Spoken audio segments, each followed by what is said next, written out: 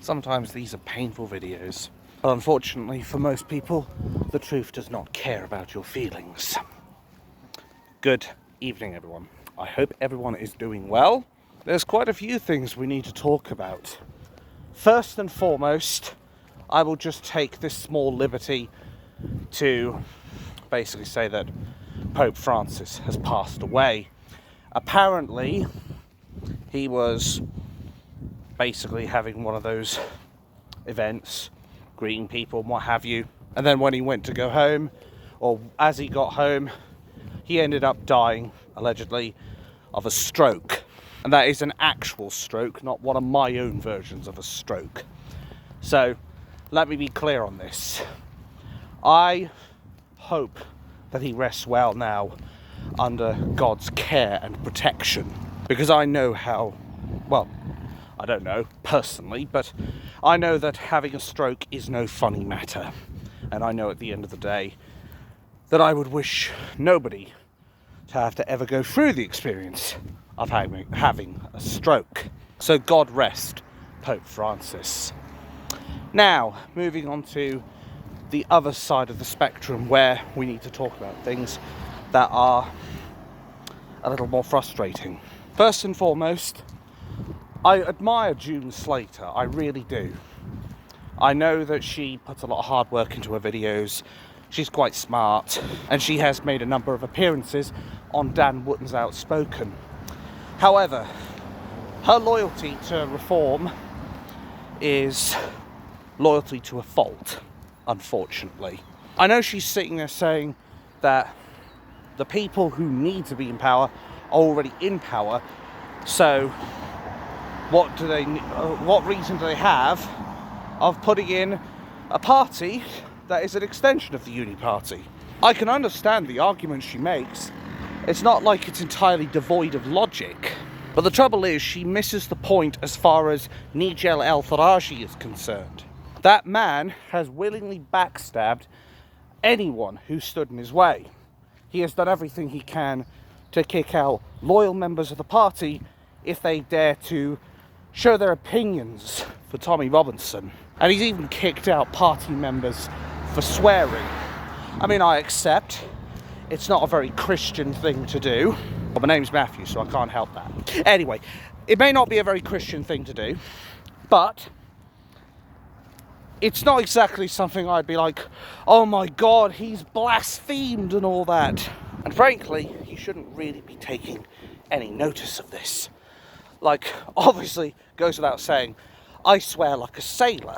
I just need the cap. But I do swear a lot because I don't sugarcoat a motherfucking thing. I do not mince my words.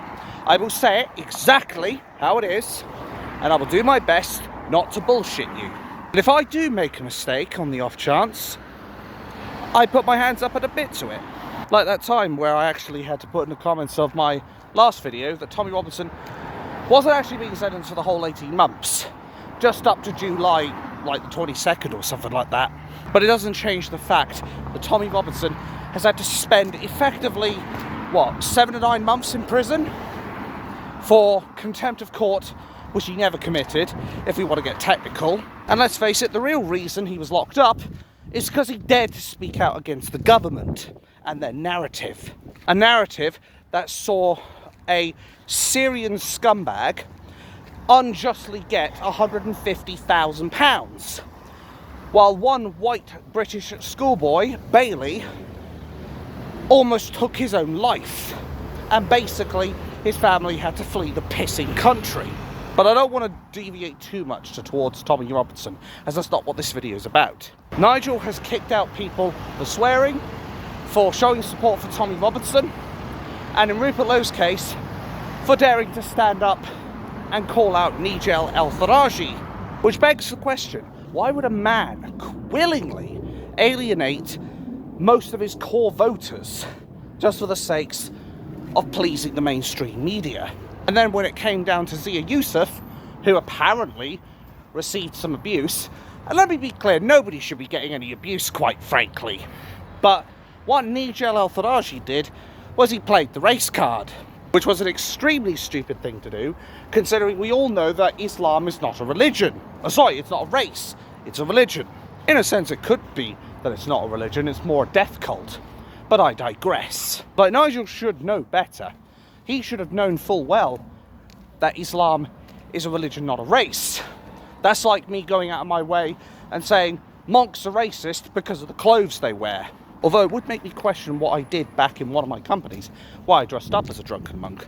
Anyway, the point is, it's not a race, it's a religion. Why did he pull the race card? I accept there are some people who are, I don't want to use the word fanatical with June Slater, as I don't want to go off the deep end with that one. But there are fanatical people who would support Nigel El-Faraji to the ends of the world.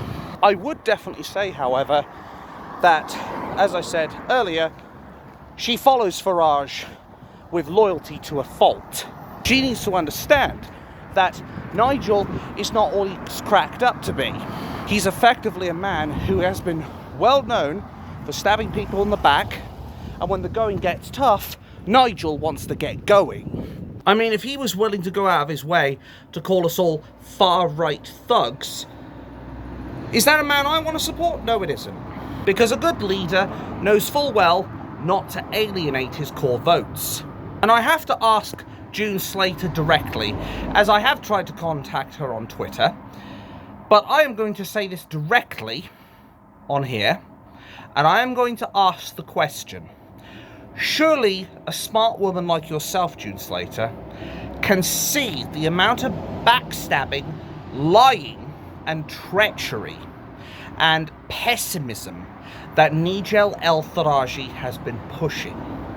Think about it. The way he said, if we alienate the Muslim vote, we will lose.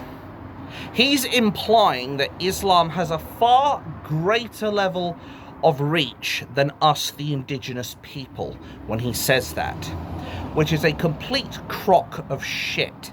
Last time I checked, white British people still outnumber those from the religion of peace, as they love to call them. So I dare to say that the only thing he's doing by saying we can't alienate the Muslim vote is he is basically bowing down to Islam, quite frankly. Oh, but of course the mainstream media won't tell you this. You know the drill, folks, because say it with me. It doesn't suit the narrative. So I asked the question, June Slater, knowing all this information, because you've surely got to be at least a bit smarter than I am, I'd like to think. Surely even you can see that Nigel's pulling the wool over our eyes, and then he's sticking spikes in the eyes as well. He is lying through his teeth. He is slandering the British people. He has sided with Islam.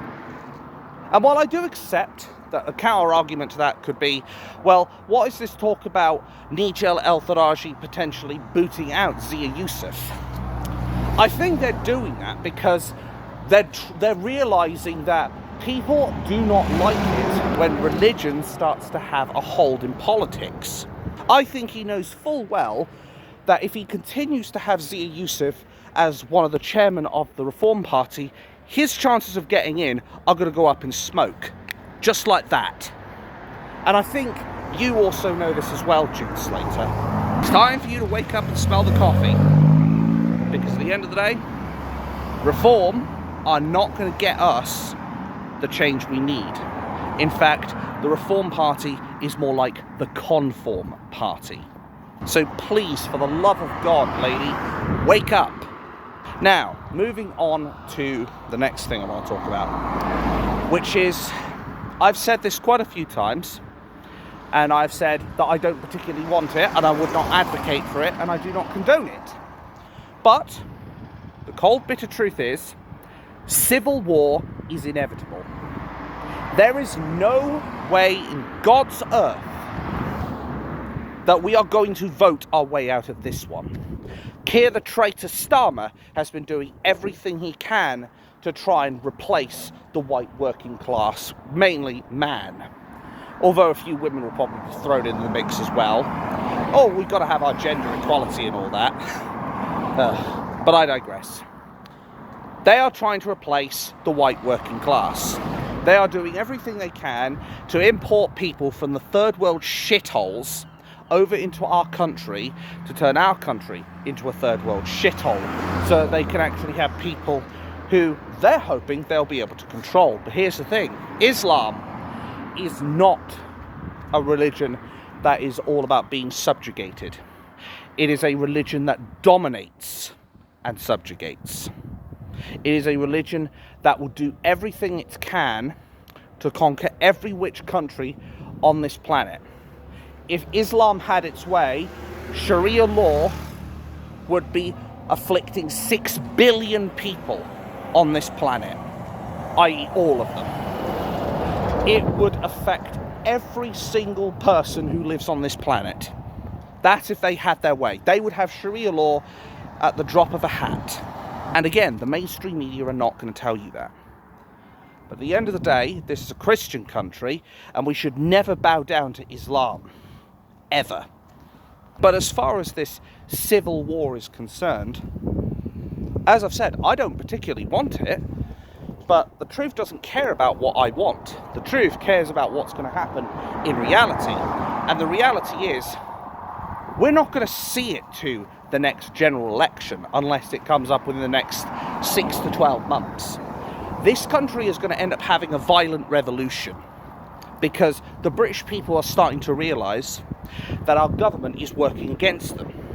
Our people are starting to realise that Islam wants to take over this country and that our government have no interest in protecting its own people. Keir the traitor Starmer sure doesn't, that's for sure. And we were warned about this by Tommy Robinson. But of course, our mainstream media, our politicians, and the like, all the leftoid NPCs, they all laughed at him. They all laughed. First, they mocked him. Then, they laughed at him. Then, they'll fight us. And then we'll win. That's the way to look at it. That's the thing. Eventually, they are going to pick a fight with the British people. The British people will rise up and we'll win. Simple as that. Because we're not going to let some death cult from the third world or corrupt politicians that have no interest in protecting us rule over us. We are not going to let anybody decide whether or not they're going to rule over us. And I will tell you right now, if I have to fight for my country, no matter whether or not I can't even fight my own flag, I'll fucking do it. I will fight for this country. No matter how weak I might be, I will do it. Because at the end of the day, it's all about protecting this country. It's all about protecting our Christianity from a death cult known as Islam that wants to put Sharia law across the whole world.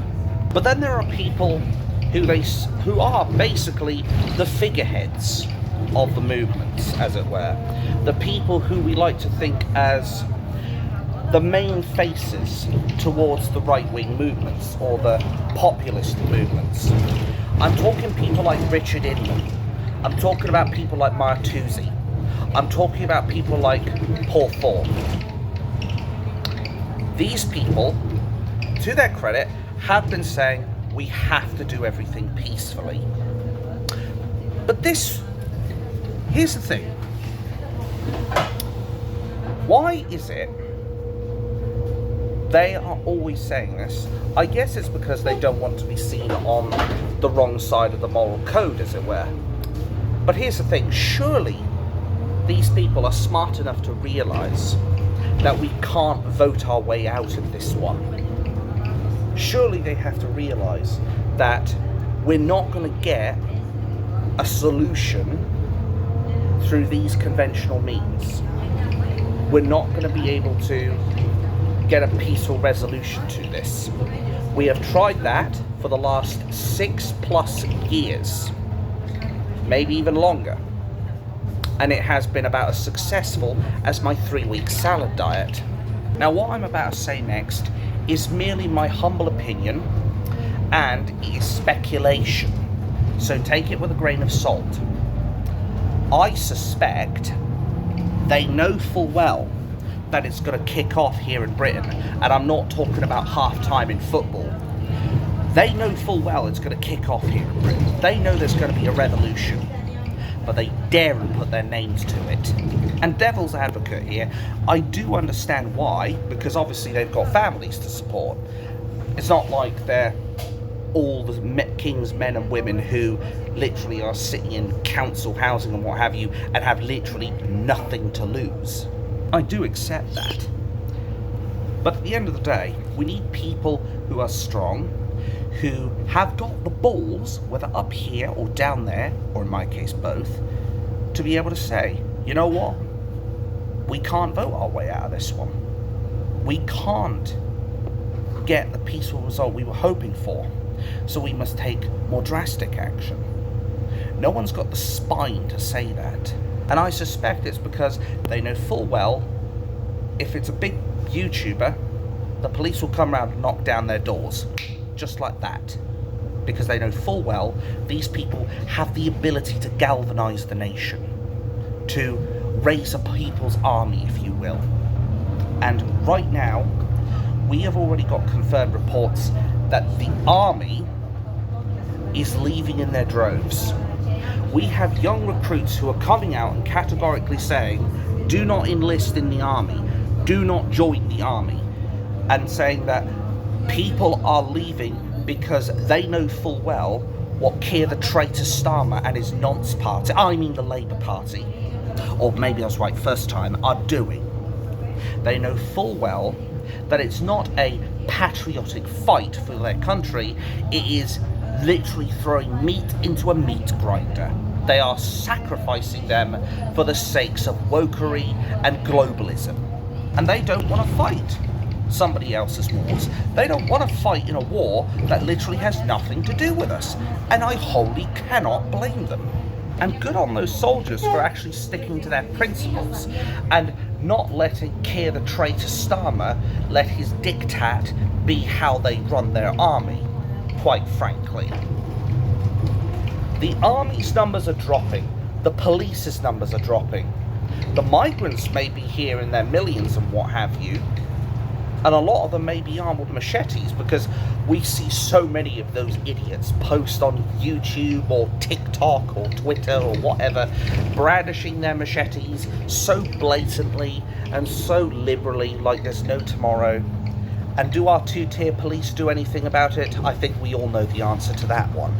I mean, they're more interested in going after someone who's investigating the migrant hotels than people brandishing weapons. I mean, of course they won't. They won't arrest the people that are armed with weapons, because as we all know, our two-tier police, they bow down to Islam. They effectively bow down to the people who would effectively be named the real enemies of the state. They would rather protect the people who threaten our livelihoods and disrespect our cultures, our societies and our beliefs than they would actually go out of their way to do good for the indigenous British people.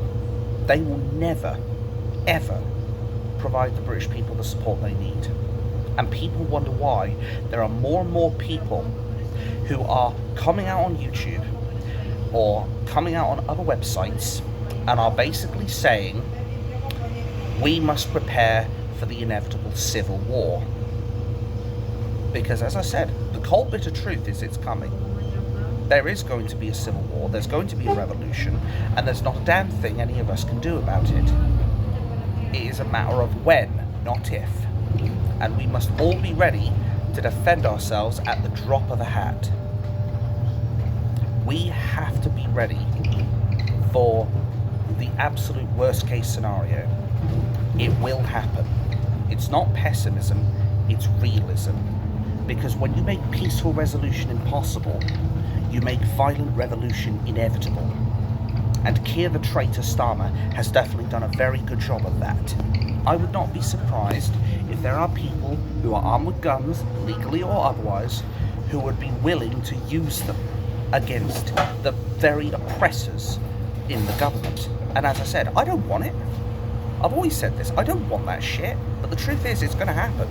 Do you honestly think one guy like me is going to be able to stop tens of thousands, hundreds of thousands of people taking up weapons and doing everything they can to overthrow the government. I've got no chance of that. And frankly, would I want to stop them, considering the absolute bullshit and the lies coming out of Keir the traitor Starmer's mouth? Oh, we're a great advocate for freedom of speech. Yeah, tell that to all the people that you've locked up for social media posts, posting about the Southport riots, or saying something that hurt a snowflake's feelings, versus the real people that you should be going after, namely violent criminals, burglars, terrorists, and all the other stuff. Again, media's not going to tell you that, but that's the truth. And for those main influencers, I'll ask the question again directly to them. Are you scared of actually saying the truth? Are you actually scared of saying that civil war is coming? Are you actually scared of admitting that we cannot vote our way out of this one? Because the way I look at it, we're living in 1984 right now. It is personified in Keir the traitor Starmer. So if they dare to say, oh, we'll bring the army in, we'll bring the police in, we'll bring the riot squads out, I'm pretty sure people will be able to overwhelm their low numbers and getting lower by the day through their blatant contempt for the white working class people. Do you honestly think that they're going to be able to stop hundreds of thousands of British people marching through the streets and taking back this country? Like hell would they. And bear in mind, as I've said before, Boris Johnson, when he was in power, over half the military said that they were going to side with the British people if there was a coup. And that was when Boris was in power. How popular do you think he was compared to Keir the traitor Starmer now? I mean, I'll tell you right now, Boris wasn't exactly a great Prime Minister, but I tell you what he is, a lot more popular than him by a country mile. So don't believe for 1 second that this army would wholly support serving this government. I think Keir the traitor Starmer, with what few army there is, he'd be lucky if he gets 20% of that army that's currently able to stand up, which was around, like, what, 30,000 people? Maybe not even. He'd be lucky to get 6,000 people to serve him. And while I can't say we'd get the other 24,000 for sure, what I can say is I think a damn sight more than what would serve Keir the traitor Starmer would serve the British people. I just don't think Richard Inman, Paul Thorpe, Martuzzi, I don't want to say Jeff Taylor because he's such a lovely gentleman. He's actually mentioned civil war a few times. But I think they've all been too much of proprietors of wanting peaceful protest. Of course everyone wants peaceful protest. Of course people want a peaceful resolution. But surely these people should realise by now that they cannot get a peaceful resolution out of this one. Surely. Because let's face it, Keir the traitor Starmer isn't going to bend down and kiss our ring pieces, as it were. He's not going to bend down and actually do his job as per the remit of the British people as Prime Minister, which is to look after all of his inhabitants rather than one section of it, because our politicians at the moment in the Labour Party are basically practicing sectarian politics. They're doing all they can to protect the Muslim community when they should be protecting all communities, not just one. And if I did firmly believe that we could vote our way out of this one, if I firmly believed that we could actually get a peaceful result, do you honestly think I'd be making a video like this? Of course not. I'd be saying, keep up the good work, lads, we need to keep up this peaceful stuff. But it's not working. We're banging our heads against a brick wall, and we're surprised when we get a bloody sore head. Thank you. But at the end of the day, this country is falling apart at the seams. It's a classic case of, what was the term I used? Oh yes, the walls are fine, but the towns are burning. We have a traitor on the inside who is effective, or traitors to be precise. After all, David the Conman Cameron was found out in a secret recording that he was basically planning. We need to get more Muslims in positions of power, and we basically need to get them to be in large numbers in power, quite frankly. So this is all planned by the oligarchy, all of the established parties, the uni party, if you will. They want to replace us. It's as simple as that. They want to replace us, and they will do it by hook or by crook. They would run over their own grandmothers, I suspect, if it meant that they could replace us faster. So when do we actually decide to admit that we are not solving the problem in a democratic manner? Because the democracy is rigged. Hell, Keir the traitor Starmer is trying to get people under 18. He's trying to get 16-year-olds able to vote. And that's at an age where, I mean, already at 18, people are not mature enough to understand the very serious issues around the politics. So what do you think a 16-year-old's going to do? They're not going to have a full grasp of it. They're going to be easily impressionable, very manipulated, or very manipulatable, you know what I mean. They're basically going to do everything they can to lower the age so they can get more voters to cast their vote for what is effectively the sectarian party. So I'll ask June Slater again, do you honestly think reform, knowing full well that they have bowed down to Islam and that they will not mass deport, do you honestly think that these people are not the right answer? Do you honestly think that these guys are the right answer? Because I don't think so. Only UKIP has got the balls, again, whether up here or down there, or in my case both, to make the hard decisions, to say, we will mass deport both anybody that comes over here and anybody that is here illegally. It is time we took out the trash, metaphorically speaking. That means all of these illegals that have come over here, that have no legal or human right to be here, the people that are in this country right now, living here illegally, the criminals sitting in our jails, over here illegally, the foreign nationals, kick them out. I'm not going to say it will be easy. It's not going to be like I can kick a ball and that's it, the problem's solved. No, it will take time, but the result will be worth it. Think of bodybuilding, and yes, I could do with some, but think of bodybuilding. Do you think that's done over a day? No, it's not. It's done over months, years, decades in some cases. You're not going to solve the problem overnight, but it'll be a bloody good start of getting this country back into ship shape. And to Richard Inman and Paul Thorpe and Maya Toosey, do you not have the spine to admit that we are heading towards civil war? Do you not have the bollocks to actually say it how it is? Are you really that scared? I can still remember the time where Paul Thorpe grimaced when I called the Labour Party the nonce party. And he sat there like he surely has to realise that this is not going to end as peacefully as he'd hope.